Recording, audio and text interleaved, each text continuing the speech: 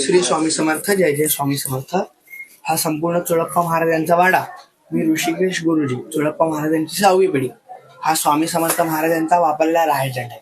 बडोदा संस्थानची राणी जेव्हा अक्कलकोटला पहिल्यांदा आलती, तिने जे काशीच्या गंगेत दान केलं, ती समोर जी खाली विहीर आहे त्यातनं महाराजांनी काढून दाखवलं आणि माझंच मला देऊ नको म्हणाली. मग हा राजदंड तिने महाराजांच्या चरणी अर्पण केला.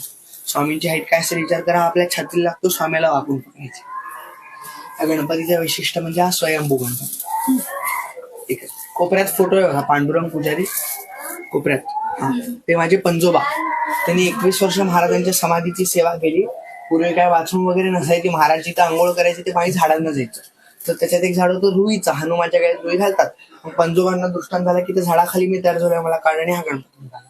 ह्याची सोंड ही डावी पण नाही उजवी पण नाही, वर सोंडीचा गणपती म्हणून माझं इथं महत्व. ह्याला साक्षी गणपती म्हणतात.